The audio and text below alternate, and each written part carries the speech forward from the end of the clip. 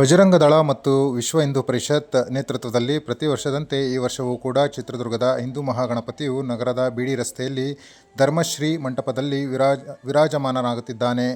ಗರುಡಾರೂಢನಾದ ಗಣಪತಿಯು ದೊಡ್ಡಬಳ್ಳಾಪುರದಿಂದ ಆಗಮಿಸುತ್ತಿದ್ದು, ಅದಕ್ಕಾಗಿ ಬೃಹತ್ ಮಂಟಪವು ಸಿದ್ಧಗೊಳ್ಳುತ್ತಿದೆ.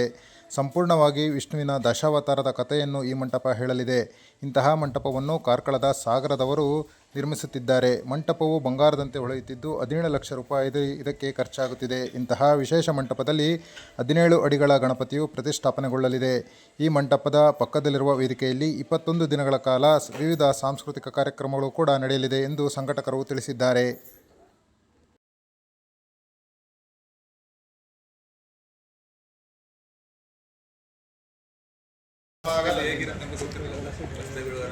ಆರಂಭಾಗದಲ್ಲಿ ಮಾಧ್ಯಮಿಕ ಶಾಲೆ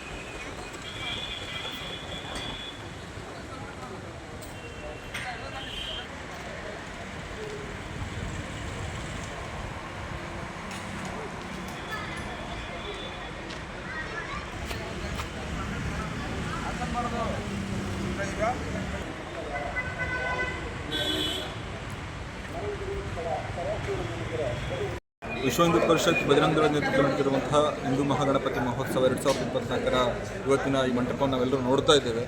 ಇವರು ಸಾಗರದ ಆರ್ಟಿಸ್ಟ್ಗಳು ಈ ಮಂಟಪವನ್ನು ಮಾಡ್ತಾ ಇದ್ದಾರೆ. ಈಗ ನಾವೇನು ಮಂಟಪವನ್ನು ನೋಡ್ತಾ ಇದ್ದೇವೆ, ಇದು ಮಂಟಪ ವಿಷ್ಣುವಿನ ದಶಾವತಾರದ ಒಂದು ಮಾದರಿಯಲ್ಲಿ ಬರುತ್ತೆ. ದಶ ಅವತಾರಗಳು ಇಲ್ಲಿ ಕಾಣುವಂಥ ಒಂದು ವ್ಯವಸ್ಥೆ ಕೂಡ ಈ ಗಣಪತಿ ಮಂಟಪದಲ್ಲಿ ಆಗ್ತಾ ಇದೆ.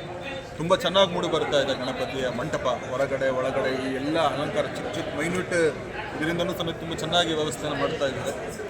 ಗಣಪತಿ ಮಂಟಪಕ್ಕೆ ಅಂತಂದ್ರೆ 16 ಲಕ್ಷ ರೂಪಾಯಿ ಖರ್ಚಾಗುವಂಥದ್ದು. ಮಂಟಪಕ್ಕೆ ನಾವು ಹೊರಗಡೆಯಿಂದ ಧರ್ಮಶ್ರೀ ಅಂತ ಕೊಟ್ಟಿದ್ದೀವಿ.